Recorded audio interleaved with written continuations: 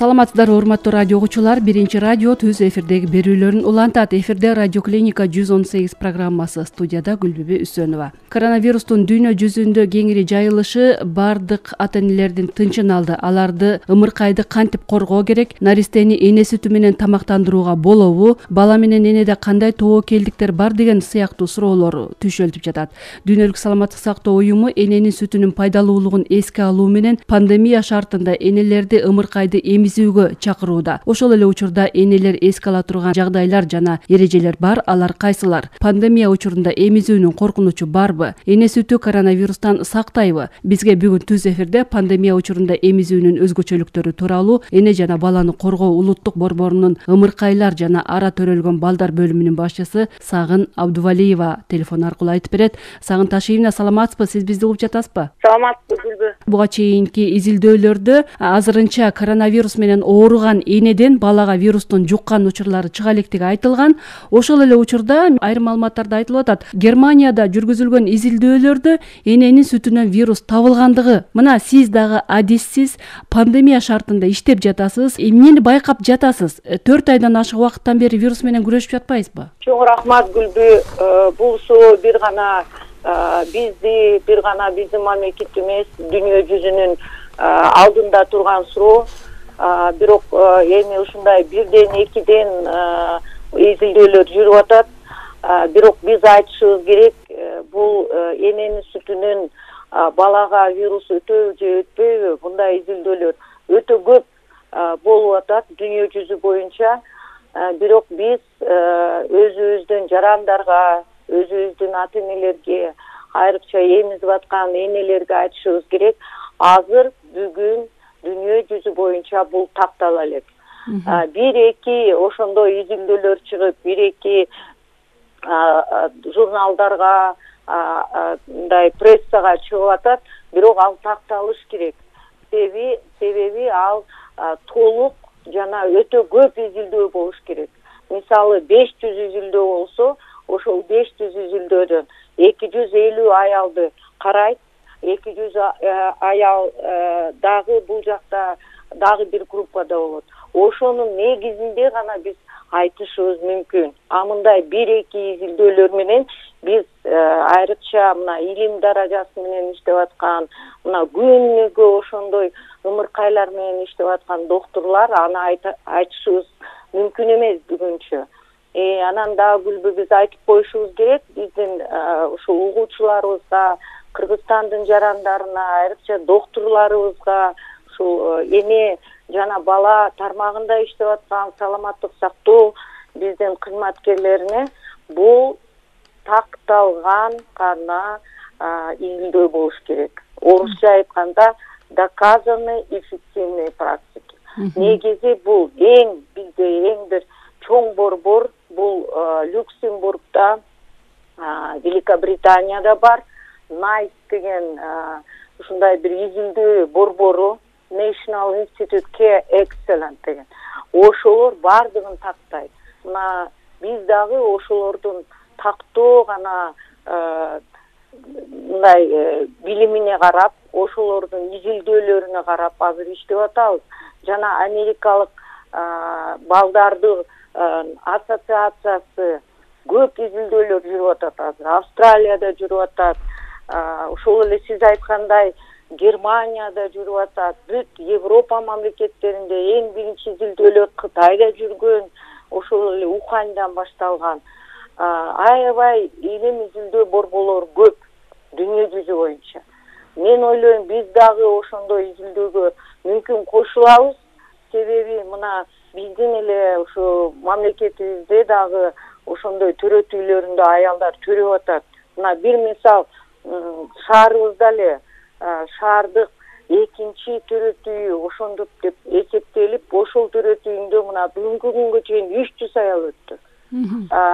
Оштук перинаталдык борборунда, шаарда турган шаардык перинаталдык борборунда андан да көп аялдар өттү. Ошонун негизинде да биз дагы көрсөк болот. Азыр бул бардыгы электрондук, сиз билесиз, биз саламаттык сактоо тармагы, айрыкча ымыркайлар жана төрөп аткан аялдар бүт электрондук тармак менен кетет. Ал бизде электрондук регистр деп айтылат. Бала төрөлдү, бүттү электрондук регистрге кирет. Ошонун негизинде эми мен ойлойм, биз дагы ошону карашыбыз керек. Эми азыр чынын айтыш керек, мына пандемия учурунда биз күнүгө ошо балдар менен иштеген доктурлар илимде дагыбыз, балдарда дагыбыз, тиги биздин университетте дагы кошо иштейбиз. Ошол себептен эми гана мен ойлойм, мына кичине оорулардын саны, өтүп кеткен адамдардын саны бизге азайып атат.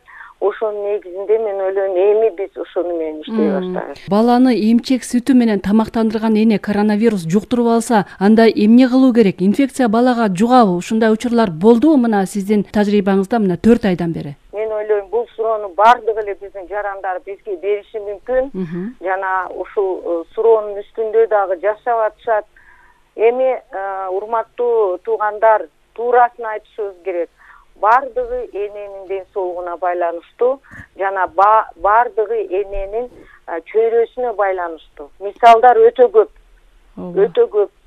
Ушул эле өзүбүздүн шаарда, ушул эле түштүктө, ушул эле бардык биздин областтык төрөтүүлөрүндө, райондук төрөтүүлөрүндө, мисалы аял боюнда жүргөндө, ошол үй бүлөдө жакшы эле бир мисал болду.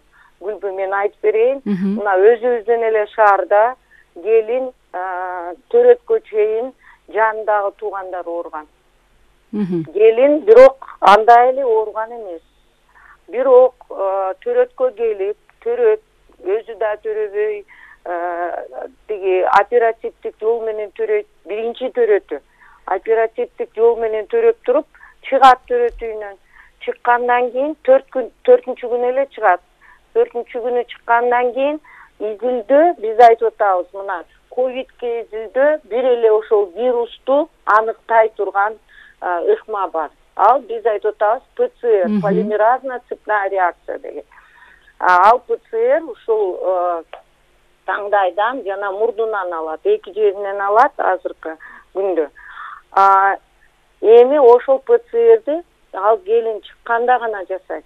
Чыкканда жасаса аныкы дагы аныкталат, жолдошунуку дагы аныкталат. Себеби бир үй бүлөдө жашаганда ушу туугандары ошол үй бүлөдөн бир туугандары, жолдошунун бир туугандары ооруган экен.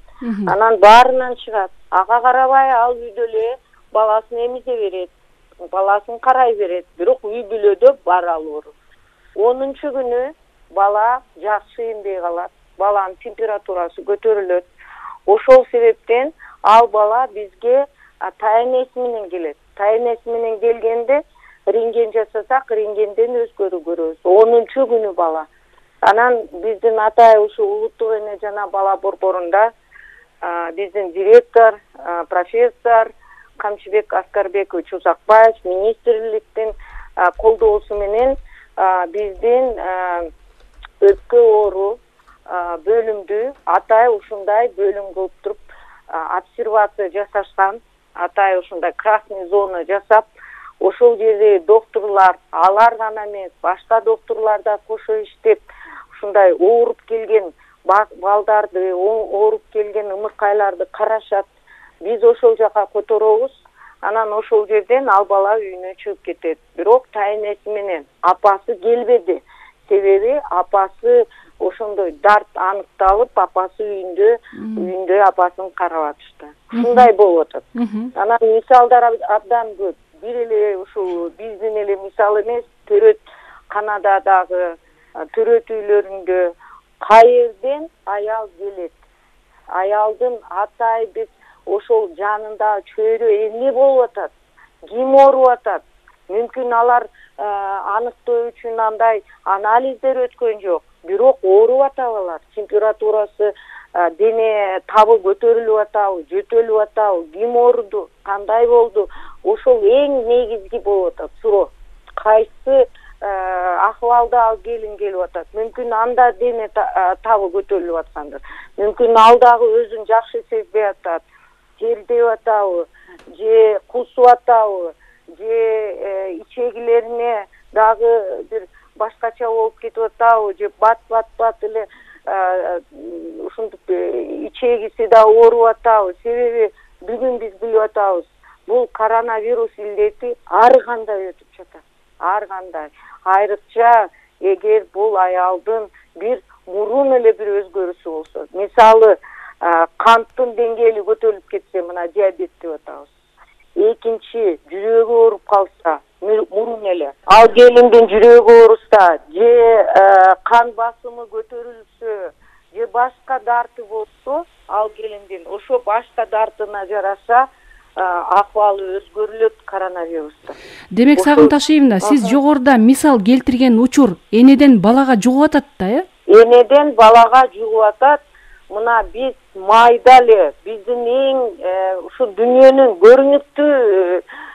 көрүнүктүү фонддору менен окутуу жүргүзүлгөн. Ушул эле ЮНИСЕФ менен, ушул эле дүйнөнүн саламаттык сактоо борбору менен, ушул эле биздин азыр чоң долбоорлор, биздин акушерлердин дүйнөлүк борбору менен ушундай окутуулар жүргүзүлгөн. Ошол жерде айтылган эң негизгиси ымыркайга качан жугат?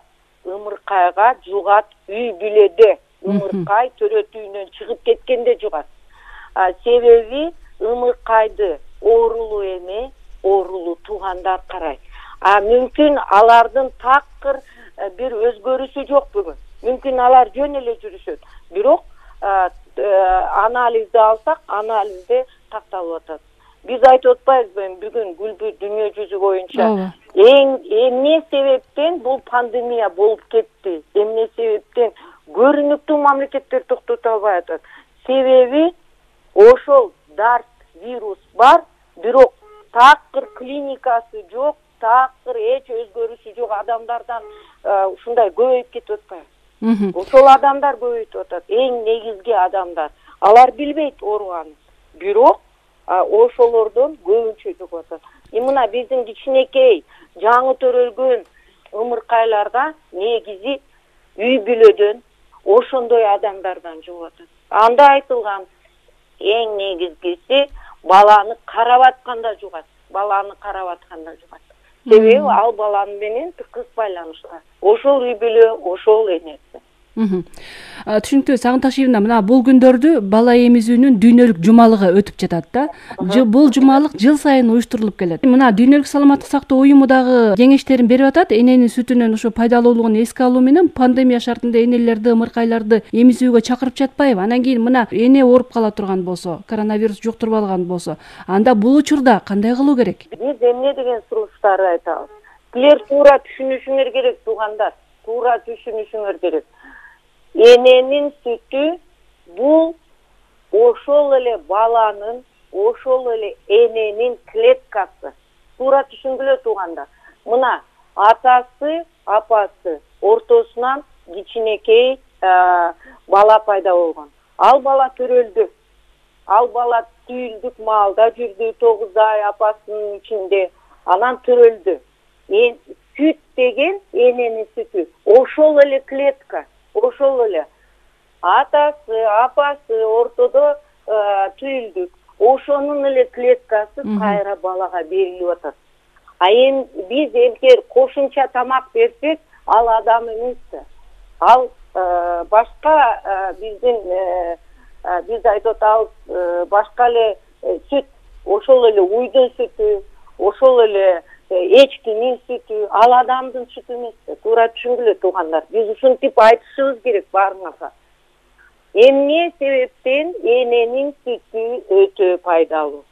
Себеби энеси 9 ай баланы көтөрүп жүргөндө, ошол түйүлдүк маалда кайсы оору менен энеси ооруса, кайсы чөйрөдө ошол эне жүрсө, кайсы үй бүлөдө, кайсы тууган урук менен ошол жерде 9 ай көтөрүп жүрсө, ошонун да бүт ооруларына каршы бүт ошол заттар балага өтөт. Бүт баланы коргой турган заттар. Эми биз аны орусча антитела дейбиз, иммуноглобулины дейбиз. Көп нерселерди айтабыз. Биринчиден баланы аябай коргойт. Илгери биз айтчу элек бир 7-8 оорудан баланы коргойт десек, бүгүн саламаттык сактоо дүйнөнүн борбору, бүт изилдөөлүү чоң борборлор айтып атат, 100 оорудан коргойт. 100 оорудан, урматтуу туугандар, 100 оорудан. Ал уйдун сүтү 100 оорудан коргобойт, себеби ал уй, ал адам эмес. Ошол себептен эң негизгиси дагы баланын ошол аң сезимине таасир кылат. Себеби ал жерде таурин деген атай бир зат бар. Аң сезимине аябай көп изилдөөлөр өткөрүлгөн дүйнө жүзү боюнча. Мисалы кошумча тамактар менен тамактанган миллион баланы алсак, жана ушул уйдун сүтүндө негизинде, же башка сүттөрдүн негизинде. Жана бир гана эмчек эмизүү 6 айга чейин, биз айтабыз 6 айга чейин гана ушул заттар балага керек. 6 айдан кийин бул заттар дагы баланы көбүнчө колдобойт. Ошол себептен биз кошумча тамак бере баштайбыз. Кошумча тамак беребиз. 6 айдан баштап эмчекти эмизе берет энеси, 2 жашка чейин эмизеби, же ушул үй бүлөдө 3 жашка чейин эмизе берет. Бирок тамактанат бала, берилет тамагы. Ошол изилдөөлөрдүн негизинде туурасын туугандар, айрыкча биздин жарандар, кыргызстандыктар, силер туура түшүнгүлөр. Эң негизгиси алкоголь ичимдиктерди колдонгон, наркотик заттарды колдонгон, жана мындай уруш жана башка нерселерге көп катышкан адамдар бир гана эмчек эмизүү менен 6 айга чейин эгер биз туура ушул ыкмалар менен алып кетсек абдан аз болду. Бир гана эмчектин сүтү менен 6 айга чейин туура эгер биз эмизсек, ошондой адамдар аз болду. Бул өтө керектүү да, түшүнүп атасыңар. Себеби бул көйгөй дагы өтө көп. Мына дүйнө жүзү боюнча бир гана биздин мамлекетте эмес. Ошол себептен эмчек эмизүү бул эң негизги. Силер ойлобогула, жөн эле биз аны айтып атабыз деп. Себеби бул негизги чоң изилдөөлөрдүн негизинде 92-жылдан бери кетип атат. Түшүнүктүү. Сагынташ эне, бул вирус жуктуруп алган эне эмне кылышы керек? Эгерде бала дагы ооруп калды. Мисалы, төрө түйүнө келди, төрө түйүндө төрөп атат. Вирус жуктурган, же вирус мүмкүн жуктургандай аялдар төрөп атат. Төрөдү. Атайы силер билесиңер, бүгүн красная зона дейбиз, кызыл зона. Ал жерге бүт ошондой өзүн коргоп доктурлар киришет, баягындай комбинезон кийип, щиток кийип, теги өзүн коргоп, маскаларды кийип жардам берет. Бирок баланы кадимкидей мурункудай эле алып кете берет. Бала 2 саат энесине жатат. Бирок эне ошол бул төрө түйүнө келгенден маска кийет, маска. 3-чү деңгээлдеги коргой турган маска кийет. Себеби ошол төрө түй ошол энеге ошондой маска кийиш керек. Бир эле саламаттык сактоо тармагындагы биздин өзүбүздүн адамдарга эмес, энелерге да берилет. Эне маскасын кийет, төрөйт, өзү төрөйбү, же оперативдик жол менен төрөйбү, кандай төрөйт. Бирок бала эненин жанында болот, жана ошол эле биз айтабыз. Териге контакт бала энеси менен контакт, эне менен кошо болуш керек деп, ошол 2 саат калат.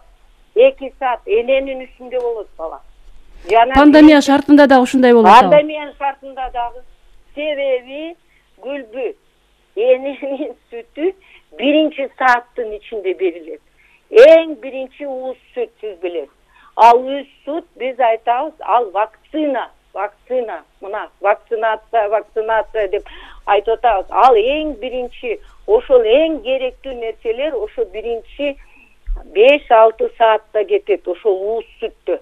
Ошол уус сүттү 1 сааттын ичинде балага берет. Эгер кесарево сечение оперативдик жол менен төрөй турган болсо, эне качан өзүнө келгенде эле баланы апарабыз эненин жанына. Бирок туура түшүнгүлө туугандар, эненин акыбалынан. Эгер эненин акыбалы оор болсо, эне аябай кыйналып атса, эне кислород мына кычкылдыктын тиги жардамы менен дем алып атса, анда биз ойлонобуз, кандай болот? Же биз энеге ошол эле медицина кызматкерлери жардам берет. Эненин сүтүн сайт жана ошо балага берет. Биринчиден. Экинчиден, урматтуу туугандар, туура түшүнгүлө. Пандемия убагында биз илгери айтчу элек, аялдарга туугандары жардам бериш керек. Жолдошу жардам бериш керек, сиңдиси, апасы, кайненеси. Азыр андай шарт болбой калды. Себеби биздин өрөтүүндө, биздин больницаларда вирустун деңгээли өтө бийик. Себеби бизге токтобой эле оорулар келип атат, же төрөткө келип атат келинде. Ошо себептен силер туура түшүнгүлө, азыр андай биз орусча айтчу элек партнерский роды, кошо төрөтөт деген. Анда ыкмадан кеткенбиз, аны биз эле эмес, дүйнө жүзүнүн баары кеткен. Бирок бала энеси менен калат. Бирок акыбалы өтө оор болсо, энеси реанимация бөлүмүнө өтүп кетсе, же бала өзүнүн ушул ара төрөлүп калса, же аябай акыбалы өзүнөн эле оор болуп калса баланын. Мисалы, ошондо бала дагы атайын бөлүмгө кетет, бирок бала дайыма инкубатордун ичинде болот, баягы күбөздүн баягы момундай жабылган. Себеби бала ал дагы кычкылдык алат. Ошо кычкылдык алып атканда баланы биз инкубаторго салабыз. Эмне себептен салабыз? Себеби ошо кычкылдык алып атканда да, дем алып атканда да ал вирус момунтип жайылат, айрыкча апасына. Балада биз айтып атабыз, биз баланы коргойбуз, ошол инкубаторго салабыз. Жана ошол жерде иштеп аткан, реанимацияда иштеп аткан биздин саламаттык сактоо тармагындагы биздин коллегаларыбыз, биздин медайымдар, доктурлар, алар дагы өтө өзүн коргош керек. Себеби ошол бөлүмдөрдө өтө бийик деңгээлде. Ооруган эне баланы эмизүүдө кандай бир эрежелерди сакташ керек, кандай сунуштарыңыздарды берип жатасыздар? Өзүбүздүн жарандарга дагы айтып кетели. Дүйнөнүн саламаттык сактоо тармагы бул негизи эң чоң долбоор, эмчек эмизүүнү колдоо, коргоо жана киргизүү долбоору 92-91 жылдан бери башталган дүйнө жүзү боюнча. Жана 2 жыл мурун биз ошол дүйнө жүзүнүн сунушу боюнча чоң дүйнөлүк ассамблея бар, саламаттык сактоо тармагын коргой турган. Ошол ассамблея изилдеди. Эмне себептен эмчек эмизүүнүн деңгээли түшүп баратат? Бул бир эле бизде эмес. Бул дүйнө жүзүнүн изилдөөсүнүн негизинде айрыкча Латин Америкасынан караган, Кошмо Штаттар Америкасынан караган, Европа мамлекеттеринен караган, Азия мамлекеттеринен караган. Чын эле биз мурун айтчу элек, 11 кадамы бар, 11 кадамы бар. Караса эле бул күндөн күнгө, жылдан жылга эле азайып атат. Эмне себептен? Себеби мамлекеттик колдоо керек экен. Мамлекет колдош керек экен.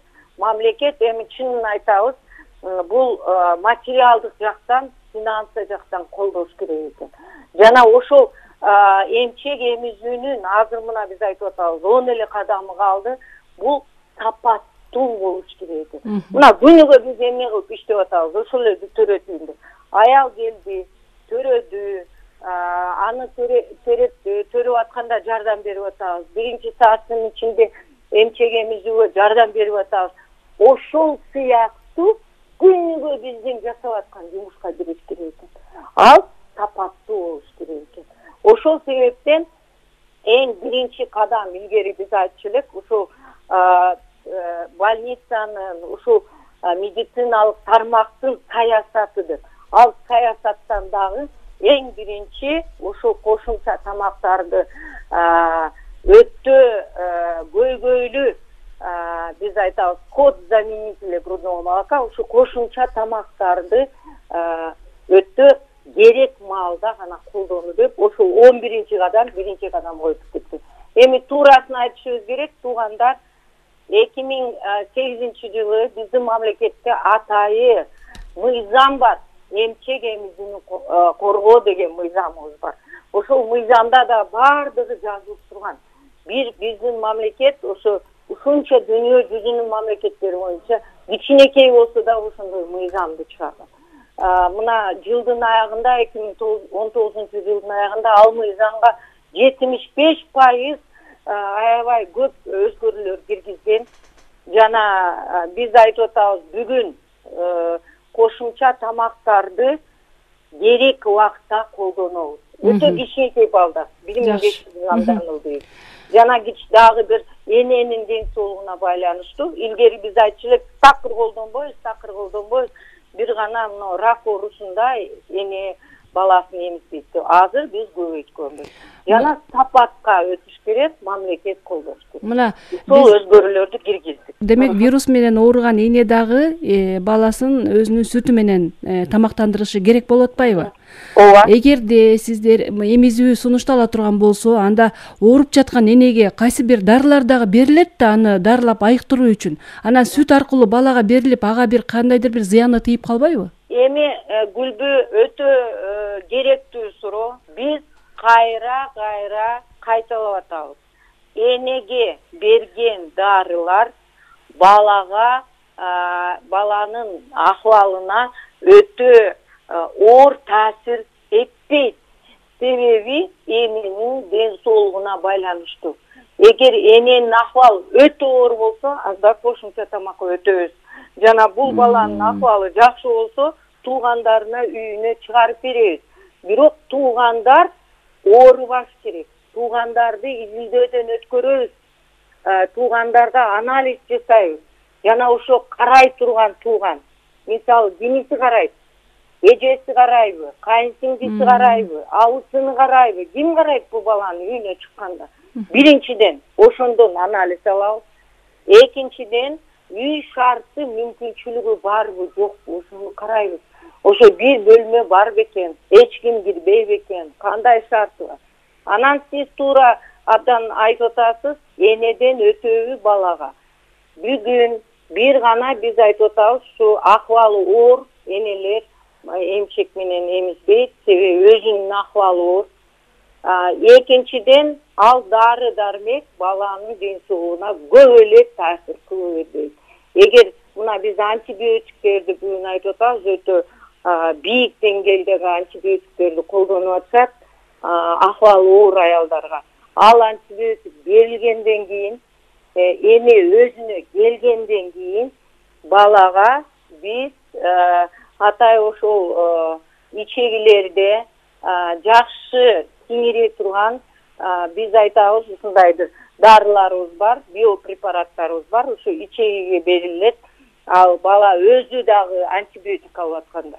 Эгер энеси ал антибиотикти алып атса, бирок акыбалы оор болбосо, ошол дарыларды балага берип, эмчек эмизүү кайра эле боло берет. Ал эне жана баланын ортосунда. Бүгүнкү күндө ушу коронавирус менен ооруп калган балдарда оору кандай бир өзгөчөлүктөр менен өтүп жатат? Сиз мына көрүп аралашып атпайсызбы? Биз ушул эксперттик чоң мындай группаларда да иштеп атабыз. Ымыркайларды дагы биздин республика боюнча ушу сунуштарыбызды берип атабыз. Бир мисалы мына Оштун инфекция больницасында бир айга жакындап калган бала энеси менен түшүптүр ал жерге. Себеби баланын акыбалы оор болгон экен. Бала эки жагынан тең өпкөсүнөн пневмония биринчиден, экинчиден баланын жүрөгүнөн дагы тугаса кемтик болгон экен. Ошол баланы көпкө чейин эксперттик сунуштарыбызды берип аттык балага. Эми чынын айтабыз, оор өтүп атат. Баланын жөнөкөй эле балага жугуп калбайт. Жөнөкөй эле балага жукпайт. Эгер жукса дагы бир мындай өзгөчөсү бар, балага жугуп калат. Эми ошол бала бир айга жакын ошо Ош инфекция больницасында болду. Энеси менен акырында доктурлар биринчи эмчек эмизип аткан, кайра пневмониясы күчөгөндө эмчек эмизүүдөн кетишти. себеби баланын акыбалы өтө оор болуп кетти. Кайра анан кийин өзүнүн акыбалы жакшы болгондо баласын кайра эмчек сүтүн саап энеси берип атты. Дагы бир мисал, мына биздин төрөтүүбүздө улуттук эне жана бала борбору төрөтүүндө биздин бир өзүбүздүн медициналык кызматкери иштеген доктор, анан ошо доктор акыркы өзүнүн иштеп аткан түнкү күндүзү түндөсү келип иштеп өзүнүн кызматын аткарып аткандан кийин чыгып кетет. Чыккандан кийин докторубузда эки жагынан өпкөсүндө өзгөрүү болуп, биздин инфекциялык больницадан жатып чыккан, ал бир майларда болгон. Анан баары бир ошол төрөткө оперативдик жол менен төрөгөн аялдарды баардыгын бала чакасы менен игилде өткөрүшкөн биздин эпидемиологдор. Ал бала ошол жерден чыгып кеткен 4-күнү чыгып кетип, анан үйүнө баргандан кийин баланын температурасы көтөрүлгөн. Температурасы көтөрүлүп, биздин 3-чү балдар больницасына келип бир күн жатып, анан бизге которулган. Алар азыр инфекциянын ушундай бүт балдарын алып атышат. Алар ымыркайларды албайт, инфекциянын балдарын алып атышат. 3-чү больница биздин больницабыз. Анан бизге келгенде деле 3 күн жаткан, эмчек эмизүүнү биз туура колдонгонго энесине сунуш берип, анан чыгарганбыз. Ал баланы чыгарсак, ошо баладан тиги анализ такталып калат. Анализ такталып калгандан кийин анан ал бала өзүн аябай жакшы сезет. Ага карабай анан инфекция больницасына жатып, анда орундар бар. Мындай биздикиндей азыр бүгүнкү күндө аябай көп оорулар жок эле. Ошол жерден жатып, анан чыгып кетишкен эмесинен. Ушундай дагы мисалдар бар. Ара төрөлгөн балдарды кантип караш керек? Бүгүн дагы ушул суроо менен күнүгө иштеп атабыз. Ара төрөлгөн балдар өзүнүн кайсы аптада төрөлгөн, кайсы салмак менен төрөлгөн, ошого карайт. Анан эң негизгиси энесинин акыбалына карайт. Эгер энеден изилдөө өткөрүп, эненин анализи такталып кала турган болсо, анда ал баладан да анализ алат. Ал баладан анализ алса, ал баланыкы да такталса, анда ал баланы ошол эле төрөтүүндө карайт. Себеби бизде дагы көп ушундай суроолор болуп атат.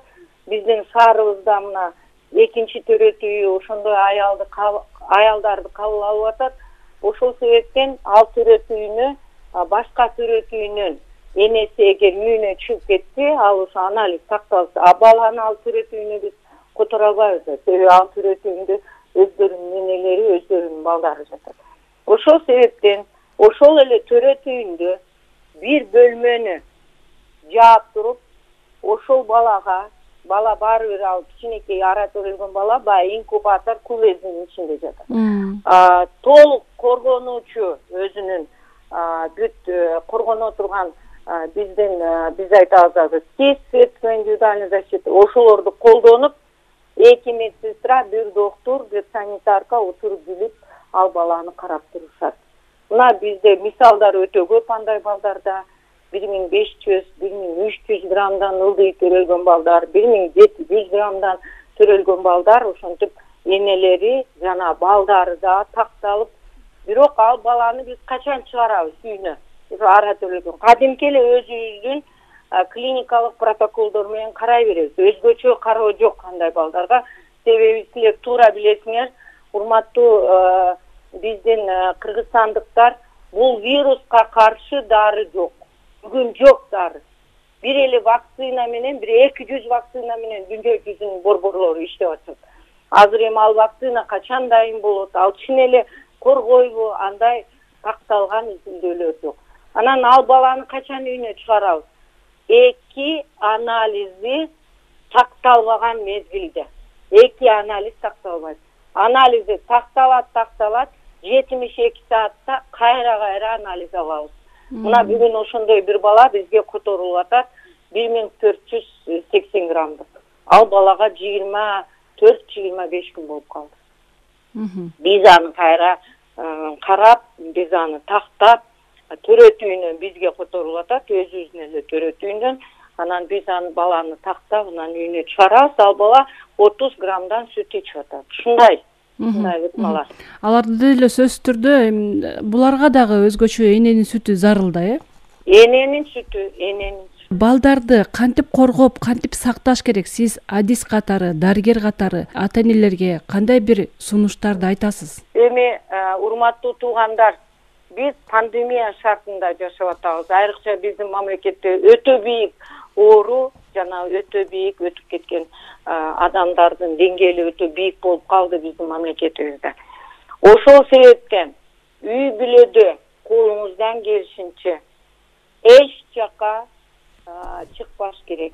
Балдар да үй бүлө шартында болуш керек. Айылда деле, шаарда деле колуңуздан келсе. Башка бир мынтип чогула турган жерлерге такыр барбаш керек. Урматтуу жарандар, кыргызстандыктар, чогула турган жерге жакшылык болобу, жамандык болобу? Жамандыкта мына силер көрүп атасыңар, жамандыкта азыр өтүп кеткен адамдар ушул эле коронавирустун негизинде болуп атат. Ошол себептерден ал жака дагы барганга такыр биз айтабыз, барбаганга аракет жасаш керек. Биринчиден. Экинчиден, балдарды кантип коргойбуз?